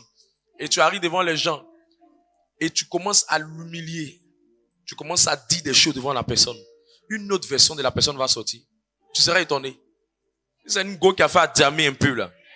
C'est Mohamed Ali. Boum! On va dire, mais attends, c'est pas la sœur qui prie là? C'est pas la sœur qui prie là? Tu l'as humilié. Ne contredis jamais et ne coupe pas la parole. Toi, tais-toi ici, tout le monde parle, toi une chose comme ça, t'as venu parler. Hein? Mais je te dis qu'il y a des gens qui font ça, ils sont en train de divorcer actuellement. Deuxième point qui est pour apporter, pour faire sortir le roi en l'homme et la reine en la femme. Ne laisse pas un palabre durer plus de 3 jours dans votre relation, dans votre couple. Fais le premier pas. Fais le premier pas. C'est être orgueilleux de ne pas faire le premier pas. C'est être orgueilleux de dire, je vais attendre qu'il m'emmène le premier message. Ce n'est pas chrétien de faire ça. C'est être orgueilleux de dire, c'est lui qui doit m'écrire. C'est lui qui doit me parler. C'est lui qui doit me dire ça. Être chrétien, la Bible dit que si ton frère a quelque chose contre toi, va demander pardon à cette personne. Va réconcilier cette personne avec toi. Le fait de ne pas faire le premier pas est un signe d'être arrogant, prétentieux. Et l'arrogance ne donne pas le mariage. Ou ça donne tu as le mariage, mais tu n'auras pas le bonheur. Tu n'auras pas la paix dans ce foyer. Je prie que tu ne sois pas dans cette bêtise dans le nom de Jésus-Christ. 3. Travaille toujours sur ton odeur corporelle. Parce que pour que quelqu'un, elle se sente, comment j'ai dit ça, tu veux faire sortir le roi en la personne. Il faut que la personne se sente bien avec toi. Ton odeur corporelle dans la journée, ton odeur corporelle dans la nuit. L'odeur compte. Dis à ton voisin, l'odeur compte. Qui va te serrer dans ses bras s'il sent que tu ne... Il te dira toujours, je suis fatigué. Chérie, c'est moi. Oh, j'ai oublié un dossier là, j'ai oublié un dossier.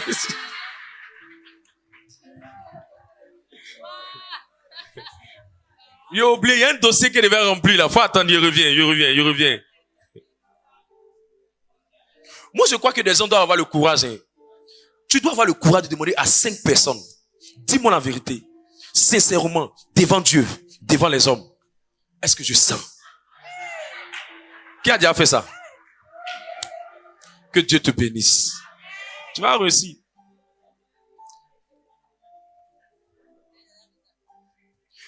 Il faut entretenir la confiance. Proverbe 18, 24. La confiance s'entretient. Comme on entretient ça, ne dis jamais aux gens ce que ton mari t'a dit ou ce que ta femme t'a dit. Il faut rester discret. Une femme, elle est discrète. Sur les choses de sa maison, elle va pas dire ça au voisin. Une femme a dit à sa voisine que son mari est nul au lit. Son mari est avec la fille actuellement. Son mari là, il est avec la fille. La femme à qui elle a dit là, ils sont ensemble. C'est ça que moi je suis une bibliothèque. Oh. Allons-y, Proverbe 18, 24. Proverbe 18, le verset 24. Celui qui a beaucoup d'amis les a pour son malheur. Pour son malheur. Mais il est tel ami plus attaché qu'un frère. Quand il y a des gens qu'il ne faut pas exposer les choses de ton couple. Ils vont te pousser à des mauvaises choses. Il faut être discrète. La deuxième chose pour établir la confiance entre vous. N'ayez pas peur de changer vos téléphones portables.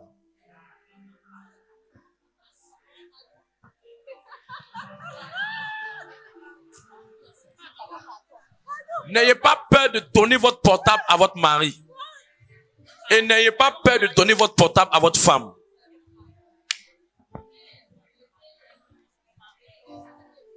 N'ayez pas peur de laisser votre femme décrocher vos appels.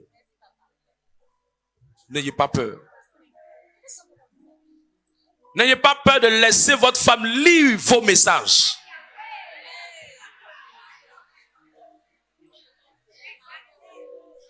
Ça établit la confiance. Ça établit la confiance.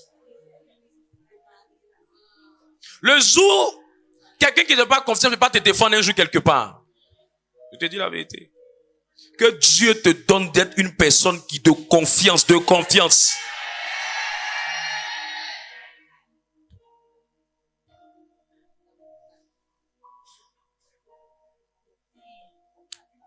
Il faut aimer. La meilleure manière de faire sortir la reine dans la femme.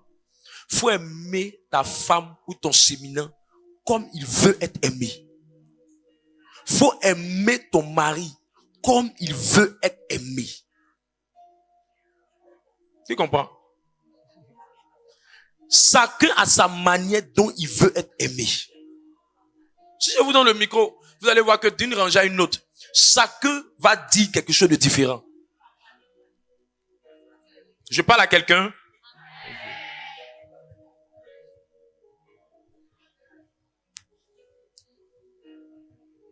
Il y a 4 manières ou 5 manières d'aimer que chacun doit trouver, doit chercher à connaître, c'est la personne avec qui il marche. Il y a des gens qui aiment être aimés par les compliments. Par les compliments.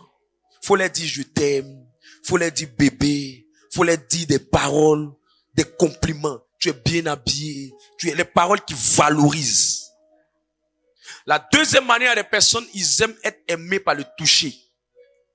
Quand on les attrape par les mains, quand on les attrape, on touche leurs joues, quand on touche leurs cheveux, quand on leur donne et on leur fait un câlin, ils se sentent aimés.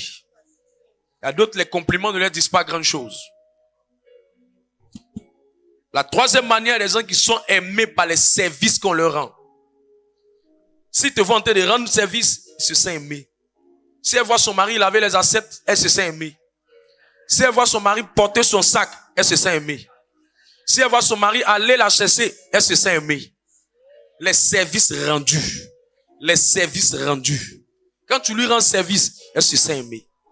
Quand tu lui donnes l'argent, elle se sent aimée.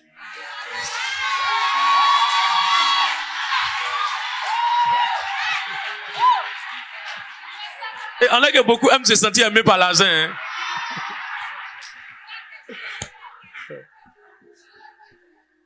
Amen. Pourquoi je dis ça? Parce qu'il y a des couples qui se plaignent. La femme dit, j'ai l'impression que tu m'aimes pas. Il y a l'impression que tu m'aimes pas. Mais lui ne connaît pas, elle, la manière dont elle veut être aimée. La quatrième manière d'être aimée, il y a des gens qui aiment juste qu'on passe des moments avec eux. Passe des moments avec eux. Ces 2 temps-là, c'est ce que ma femme me demande. Elle me demande ça, de m'asseoir. Faut t'asseoir, assieds-toi. Assieds-toi. Il dit c'est tout, hein. C'est tout ce que tu veux, de m'asseoir seulement. Juste ça. Elle dit oui, de m'asseoir. Donc on est assis, on regarde la télévision.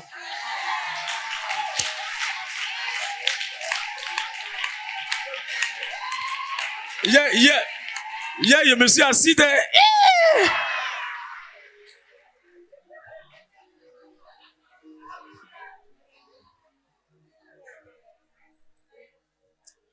Il y a des gens qui aiment ça. Ils veulent juste que tu passes, tu sois juste, ils veulent avoir des moments avec toi. Tu vas lui dire, je te donne des cadeaux, je te fais du bien. Tu veux pas ça? Tu n'es pas heureux de tout ce que je te donne? Non. Il veut que tu passes des moments avec eux. Il faut juste être là. Il veut te voir être là. Il y a des gens qui se sentent aimés par des sorties. Des sorties. Fais-moi sortir. Fais-moi sortir. Fais-moi sortir. Dis à ta voisine, toi dans les 5 là, c'est quoi toi tu aimes? Elle dit quoi, elle aime quoi?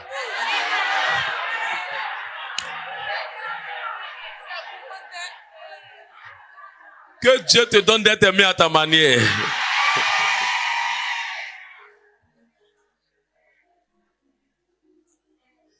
Une femme qui veut faire sortir le roi dans son mari, elle ne cherche pas, elle ne règle pas tous les problèmes.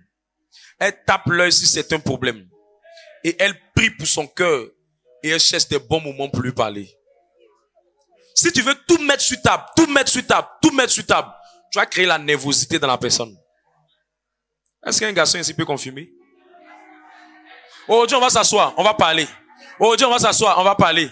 Demain, on va s'asseoir, on va parler. Après demain, on va s'asseoir, on va parler. Après le surlendemain, on va s'asseoir, on va parler. Toujours règlement de compte là. Tu as tué quelque chose dans la personne. Il y a des choses, tu vois, c'est pas bon. Mais c'est pas maintenant, ça va changer. Faut prier. Faut supporter un peu. Et puis, faut laisser le temps, on va faire son travail. Mais sur tous les détails. Non, la dernière fois, toujours ça. Donc, c'est comme ça. Il doit partir te voir. Ou bien, vous êtes ensemble. Il sait que quand tu vas venir net, il se prépare. Si c'est un homme qui n'est pas sérieux, dès que tu arrives net, c'est lui-même qui t'attaque en même temps. Il t'attaque en même temps. La dernière fois là, il y a un truc qui était confié là. Qu'est-ce que tu as fait? Il commence en même temps des chamains. Parce qu'il veut éviter que tu fasses un règlement de compte de quelque chose qu'il a fait. Et comme c'est un manipulateur, il va jouer ton esprit. Ça a tourné comme ça. Puis finalement, à la fin là, c'est toi qui es en train de prendre les pots cassés. Et puis chérie, pardon. Alors que le gars là, il ment, il sait que elle voulait régler le problème qu'elle allait venir là. Donc, il y a des petits détails là, faut pas rentrer dedans. Une femme doit être douce, elle doit pas se savoir vouloir régler tout. Il y a des problèmes là. Avec le temps, avec la prière, tu vas transformer ça en lui. La femme dirige son foyer par la prière. Parce que chaque homme que tu vois qui agit mal, qui se comporte mal, souvent c'est le village de la personne qui l'a pas bien laissé. Prie pour lui. Prie pour elle. Mais ne cherche pas à toujours faire fauteuil blanc. Chaque fois qu'il vient te rencontrer, il y a un dernier point que vous devez traiter. La dernière fois, on a commencé un point là. On n'a pas touché. On était au deuxième point. Tu m'avais parlé de... On va passer au troisième point maintenant. Touchons le cinquième point maintenant. Tu as vu ta manière de parler là. Je n'apprécie pas ça. Le sixième point. Tu vois la dernière fois là. Toujours en train de régler les points. Tu vas exaspérer la personne. On dirige le cœur d'un homme par la prière et par la crainte de Dieu.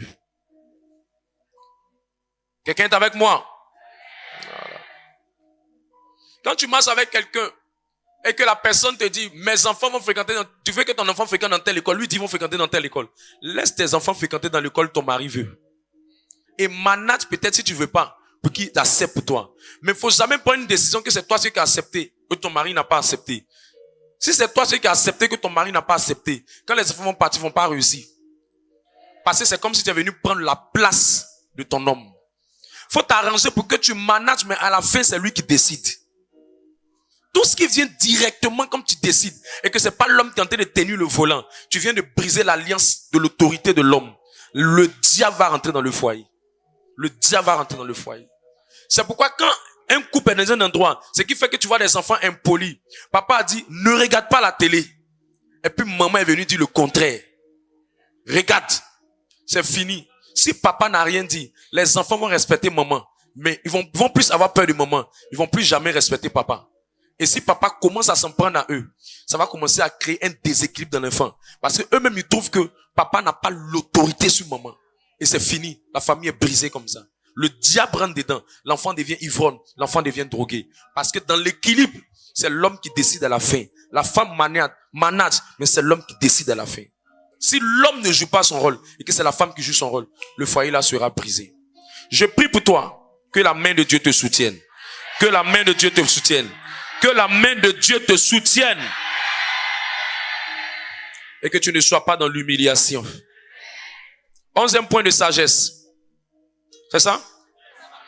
Faut donner le bonheur à l'autre. Le mariage, c'est chercher à rendre l'autre heureux. L'homme cherche à rendre sa femme heureuse et la femme cherche à rendre le mari heureux.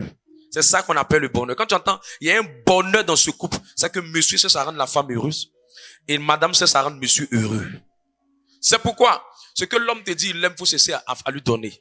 Beaucoup de personnes posent la question souvent, est-ce qu'il y a des choses que je dois faire dans mon foyer? Est-ce qu'il y a des choses que je ne dois pas faire dans la sexualité? Écoute, nous on n'est pas là pour juger ce que tu dois faire. Mais nous on est là pour te dire que ce qui va plaire à ton mari, c'est ce qu'il faut faire. Nous on est là pour te dire que ce qui va plaire à ta femme, c'est là qu'il va faire. Parce que c'est vous deux qui devez être agréables à Dieu en étant l'un pour l'autre le bonheur de l'autre. Si ta femme dit qu'elle aime qu'on la soulève, faut la soulever. Si ton mari dit qu'il aime que tu l'accroches, faut l'accrocher. Mais dans tous les cas, si c'est ce qui va le rendre heureux, rends-le heureux. Si c'est ce qui va la rendre heureux, rends-le heureux. Le reste là, non, on maîtrise pas le sujet là. C'est pas dans ma bouche, tu vas manger ton piment. Si après un certain nombre de temps dans ton foyer, ta femme ne devient pas plus belle. Si après un certain nombre dans ton foyer, ton mari ne devient pas plus beau, ça veut dire que tu ne lui procures pas le bonheur. En d'autres mots, tu ne le rends pas heureux. Parce que quand quelqu'un rentre dans le foyer et qu'il est heureux, le bonheur sort et devient plus joli qu'il en était hier. Le mariage est censé, tu es censé le faire sortir le meilleur de lui. Censé faire sortir le meilleur. Il doit se sentir épanoui avec toi. C'est pour ça que tu dois cesser tout ce que tu dois faire pour le rendre heureux. Mais le gars dit que c'est ça là qu'il aime. Faut faire. Faut faire. Et voisine, faut faire.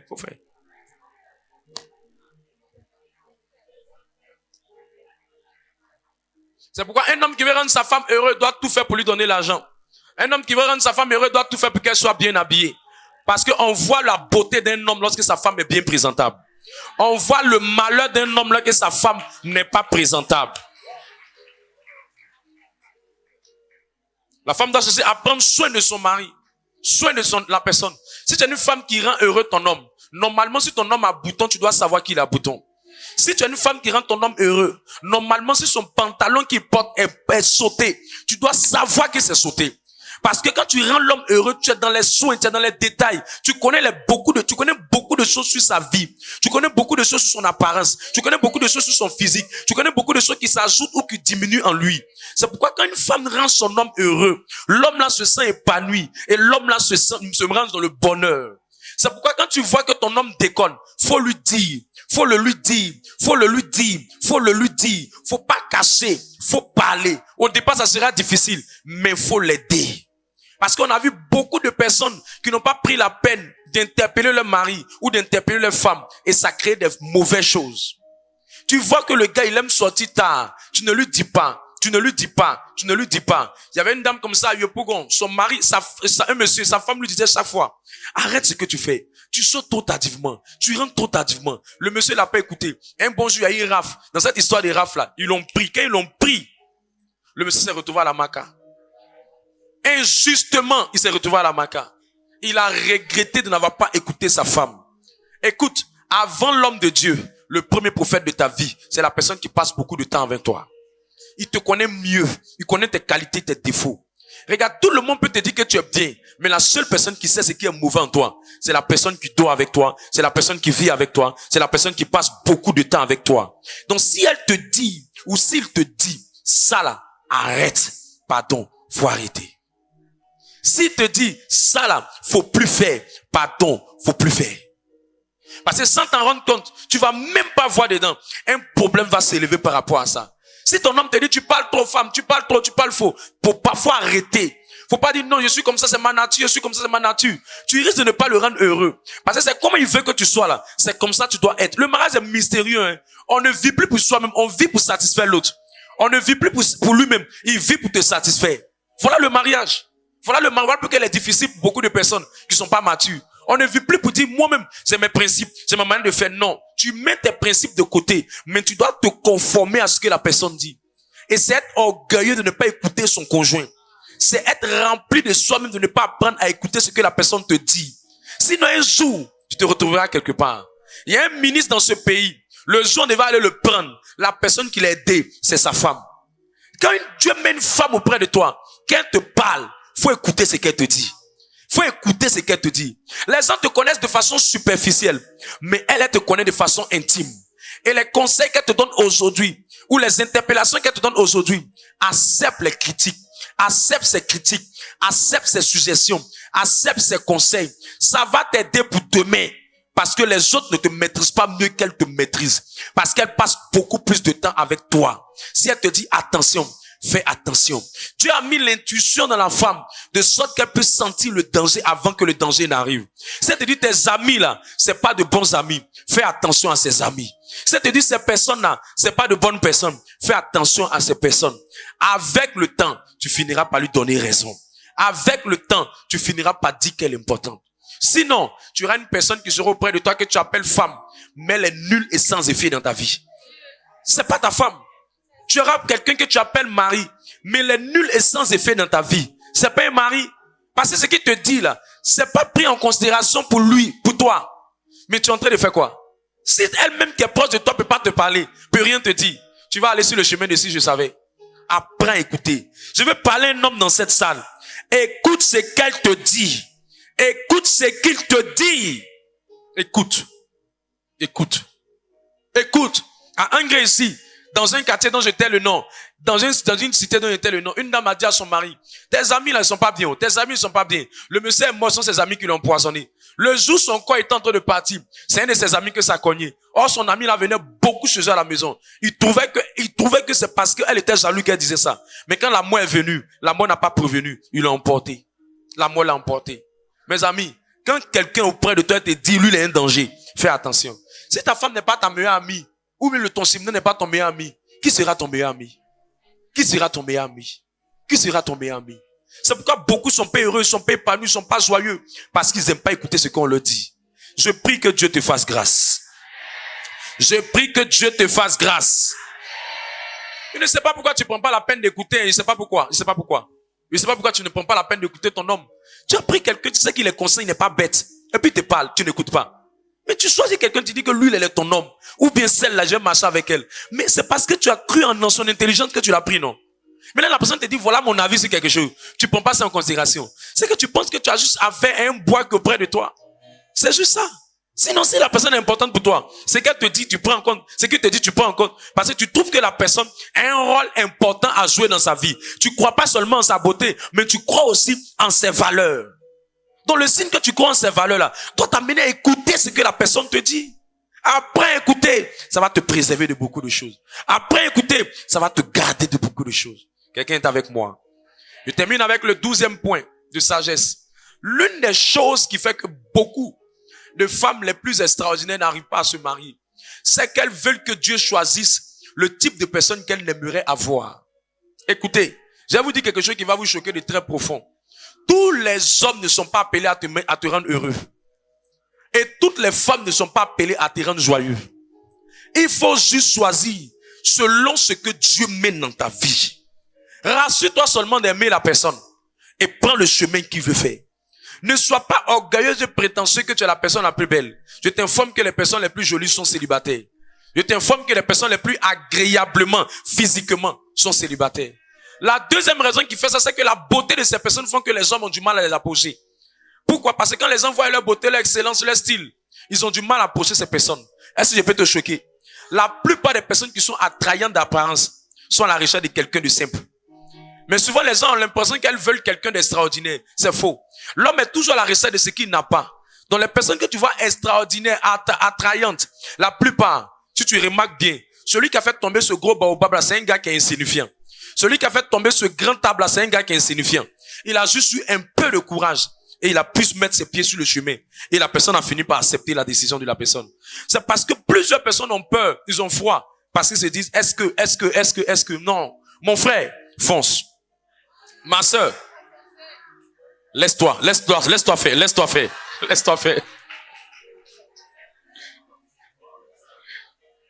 faire.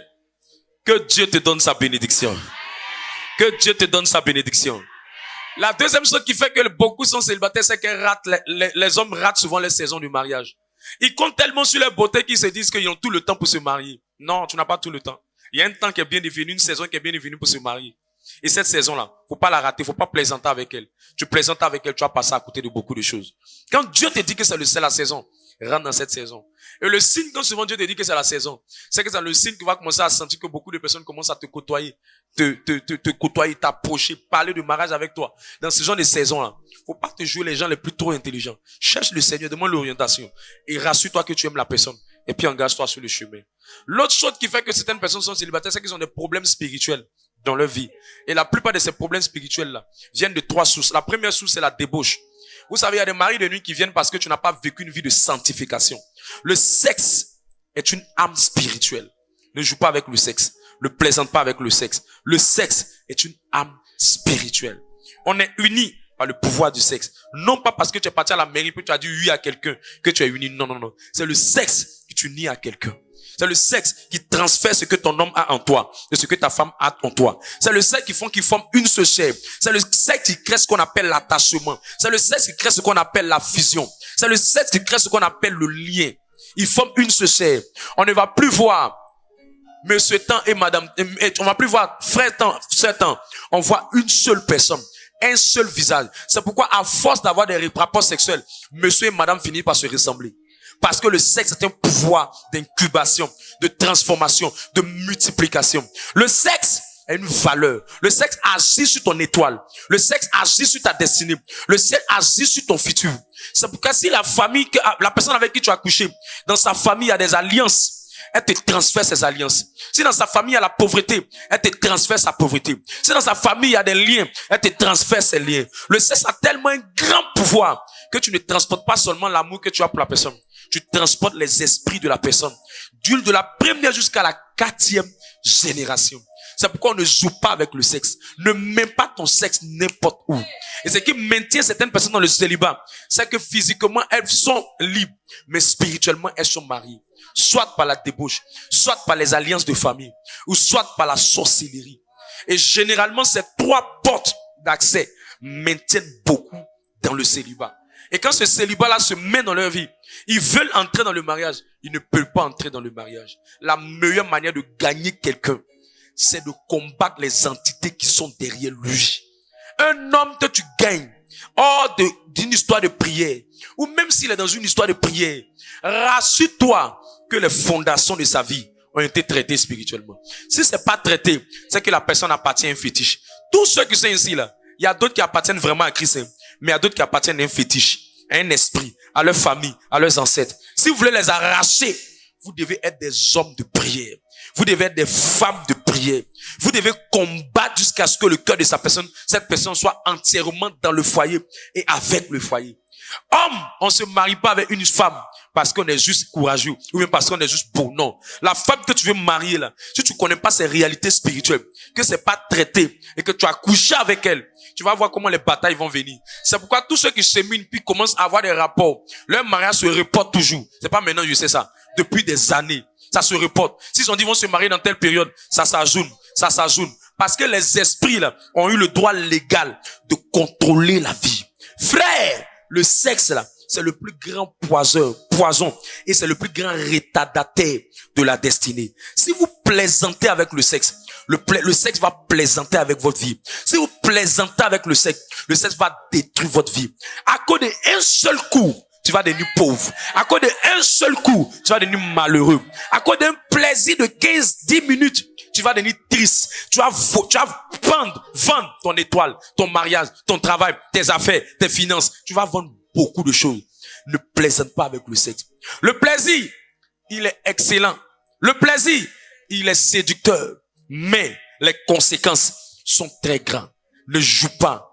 Derrière chaque homme que tu vois là, ici, il y a son esprit. Et dans l'esprit de l'homme, il y a un autre esprit qui vient de sa famille ou qui vient de son village. Quand tu couches avec la personne, il y a un transfert qui se fait par le pacte du sang, par le lien du sang, par l'alliance du sang. Ne joue pas avec ça. Coucher avec quelqu'un, tu penses que c'est rien pour toi. Mais c'est un pouvoir mystérieux.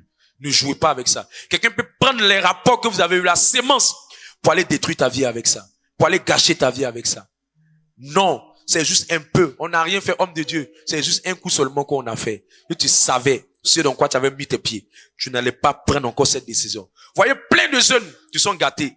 C'est le sexe qui a détruit leur vie. Vous voyez plein de footballeurs qui devaient jouer au football, qui n'arrivent même plus à avancer. C'est le sexe qui a détruit leur vie. Regardez plein de ministres, des gens qui devaient devenir des grands ministres, qui ne sont pas ministres. C'est le sexe qui a détruit leur vie. Vivre avec quelqu'un que tu n'as pas marié, c'est vendre sa vie, c'est vendre sa destinée. C'est un poison grave. C'est une destinée retardée. C'est un avenir violé que tu viens de donner au diable. Si tu peux prendre la décision de dire, moi, mon mariage se fera. Mon enfant viendra dans le mariage. Tu es en train de préserver une génération. Tu es en train de préserver un futur. Tous les enfants qui sont nés hors mariage, leur vie n'est pas facile. Leur vie est compliquée, leur vie est difficile. Le concubinage même, ça rend vilain, ça rend misérable. Parce que vous n'avez pas la protection qu'on appelle la grâce du mariage. Vous n'avez pas la protection qu'on appelle les anges. Quand les anges sont mariés, Ils peuvent faire du matin jusqu'au soir.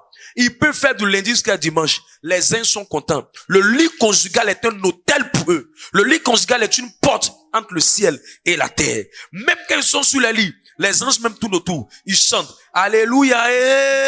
Parce que Dieu est dedans. Dieu même est dedans. Mais des gens qui ne sont pas mariés, tu sautes comme des chimpanzés pour aller se casser. Mais si c'est bon, pourquoi quand on allume la lumière, vous fuyez? Si c'est bon, pourquoi quand on vous attrape, vous sautez? Si c'est bon, pourquoi vous ne partez pas faire ça devant vos parents? C'est parce que vous savez que c'est mauvais. Et c'est parce que vous savez que ce n'est pas bon. Sors de la fornication. Sors de la débauche. J'ai vu toutes les sœurs qui ont pris la décision de vivre une vie de sanctification. La plupart se sont mariées. La plupart, Dieu les a soutenus. Mais tous ceux qui plaisantent avec le sexe, c'est difficile pour eux. Il y a des gens qui n'ont pas les rapports sexuels physiquement, mais ils ont les rapports sexuels en pensée. Il y a des gens qui ont les rapports sexuels en image. Ils regardent ça sur les réseaux sociaux tous les jours. Il y a des gens qui prennent plaisir à rincer les yeux avec des images sales et obscènes. Il y a des gens qui n'ont même pas honte de se déshabiller devant une jeune fille. Il y a des gens qui n'ont même pas honte de se déshabiller devant un jeune garçon. Je dis et je répète, on ne changera pas l'évangile pour toi. Ça a bloqué le mariage de beaucoup de gens. Tu allais te marier à des entités. Et ces entités-là, si on ne brise pas pour que tu rentres dans le mariage, ça sera difficile. Ça sera compliqué. Tu auras la sagesse qu'il faut. Mais il faut une vie de sanctification.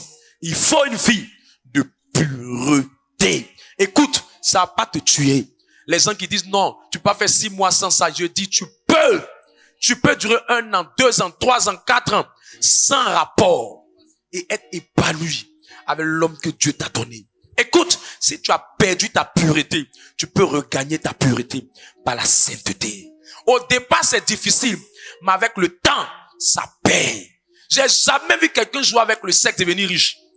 Sa richesse va le détruire.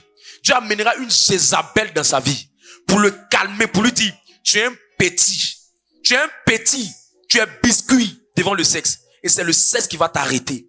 Tous ceux qui ont perdu les gloires, c'est le sexe qui les a arrêtés. Tromper sa femme, c'est satanique. Tromper son mari, c'est démoniaque. Être dans un ministère, servir Dieu et avoir des rapports sexuels, c'est mauvais. Prendre le micro pour chanter et avoir des rapports sexuels, c'est mauvais. Être protocole, avoir des rapports sexuels, c'est mauvais. Être intercesseur, avoir des rapports sexuels sans mariage, c'est mauvais. Être chante et avoir des rapports sexuels sans mariage, c'est mauvais. Tous ceux qui vont le faire, je vous dis, si vous êtes à l'hôtel ici avec moi, et que je suis votre papa, et que vous êtes à cet hôtel, et que vous venez avec ça, Dieu va vous juger. Dieu va vous juger. Dieu va vous juger. Le signe que Dieu va nous révéler que c'est toi qui as fait ça. Tu as tombé malade, c'est moi qui est venu prier pour que tu sois de ça. Et tu vas te confesser de tes actions. Il faut qu'on ne joue plus avec le sacerdoce. Le sacerdoce est sacré. L'œuvre de Dieu est sacrée. Le ministère est sacré. Être proche d'un homme de Dieu, c'est sacré. Marcher auprès d'un serviteur de Dieu, c'est sacré. Avoir quelqu'un qui peut parler avec toi par message, c'est sacré. Avoir quelqu'un qui croit en toi pour que demain, tu sois un pilier du ministère, c'est une opportunité. Ne plaisante pas avec ça en réduisant ta vie dans le sexe. Ne plaisante pas avec ça en allant te mettre faire des acrobaties dans un couloir quelque part et venir nous blaguer. Non! Non! Non! Non! Non!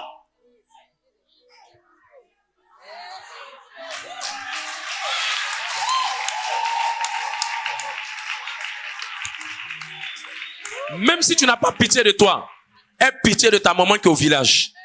Même si tu n'as pas pitié de toi, aie pitié de tes parents qui comptent sur toi.